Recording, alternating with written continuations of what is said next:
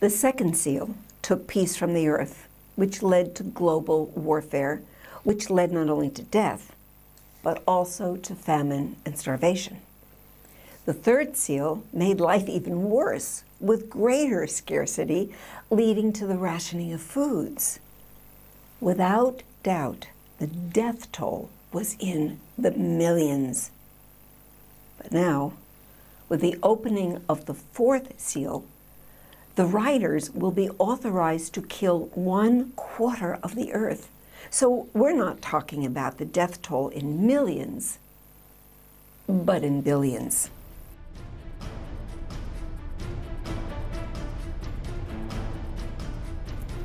Shalom and greetings from Jerusalem. Welcome to our study on the tribulation, which is part of our End Time series on lunchtime prayer for Israel. You know, it was interesting.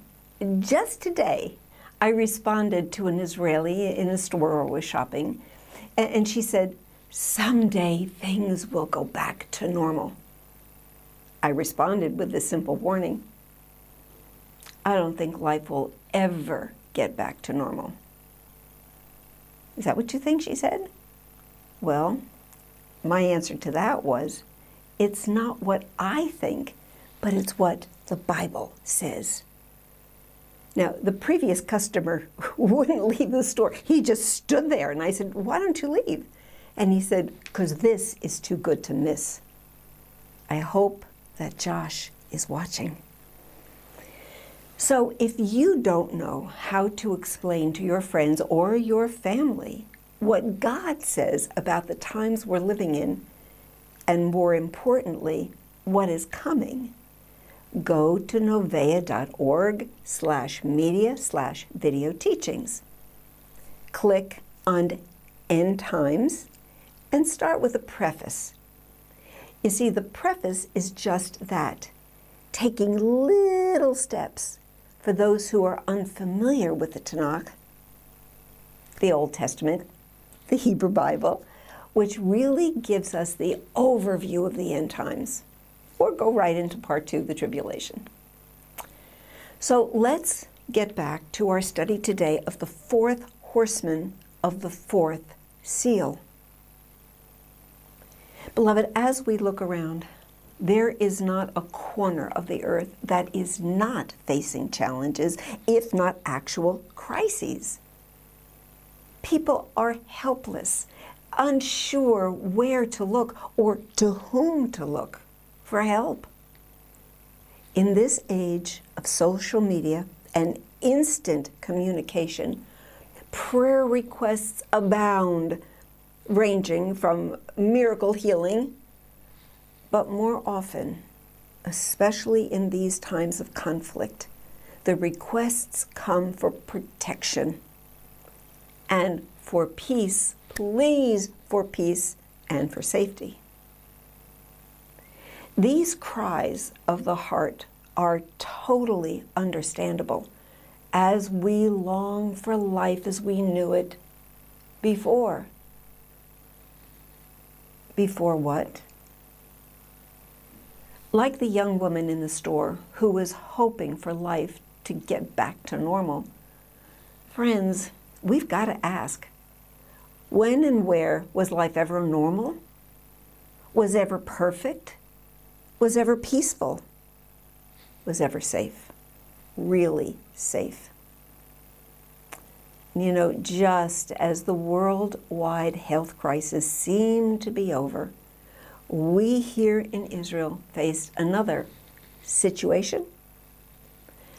Once again, the sirens wailed as more than 3,500 rockets were sent throughout Israel from Gaza and then from Lebanon and Jordan in just 10 days.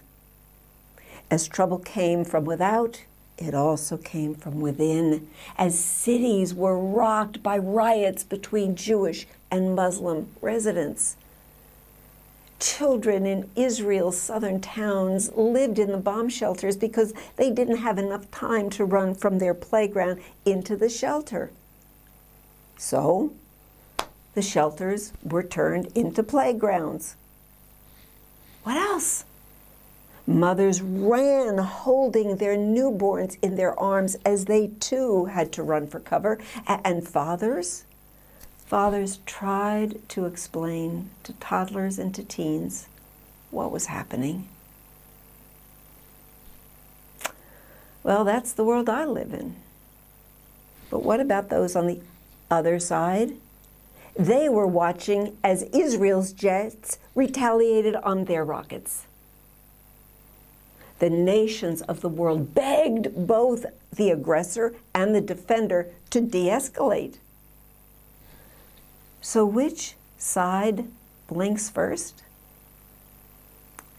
Beloved, we're talking about perspective.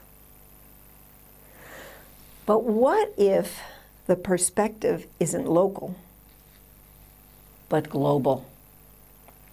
Enter the fourth seal. When the Lamb opened the fourth seal, I heard the voice of the fourth living creature say, "Come." I looked, and there before me was a pale horse. Its rider was named Death, and Hades was following close behind him.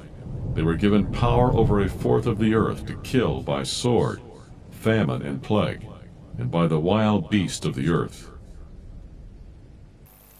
Beloved, let there be no mistake. As it was God who determined the rationing of food for the third seal, it is God who again is authorizing the death of a quarter of the Earth's population. Approximately the total population of India and China. Now, not surprisingly, the color of this fourth horse is not brilliant like the colors of the others, but this one is a sickly, pale, yellowish green, the color of vomit, illness, death, and decay. Beloved, we are about to enter a new level of horror. Even our friends Jan Markell, Dave Reagan, and J.D. Farag have trouble describing what's coming. This horse is so unspeakably awful. And I don't know if the wild beasts are literal or symbolic. They perhaps are symbolic there, I'm not sure. But those who say, you know, we can make it through the first half, it's not that bad. Well, where we are now, I guarantee you it's beyond bad. Yeah. I guarantee you it is awful, awful, awful. And again, Jesus Christ spares his bride from this kind of persecution and suffering. Say, for example, right now there's 7 billion people in the world. And let's assume that with the rapture, 1 billion are taken out. Okay, that leaves us with 6 billion people. 1/4 of that is 1.5 billion people. 1.5 billion going to die. This multifaceted way that brings about such death and destruction. I mean, you have the sword, you have the famine, you have the plague, you have the wild beasts, and I think collectively together, this is, you know, it's hard to imagine. It's really hard to imagine the horror that will ensue when this fourth seal is opened. It's just unimaginable. Oh, yes, for sure.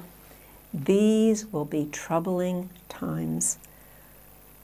Our preference is to run away or to ignore these prophecies, but Yeshua specifically warned us so that we would be ready and prepare. How do we prepare? Well, we start by knowing God's prophetic word. Then we need to discern the times. Keep your focus. Where are you focused? Are you focused on social media? Are you focused on the news? Are you focused on what's going to happen tomorrow? Or are you focused above? My help comes from the Lord who makes heaven and earth. And most importantly, right now, ask yourself, Am I ready? Am I ready? So, beloved, we want to pray today. We want to pray that we will be prepared and have opportunities to prepare others.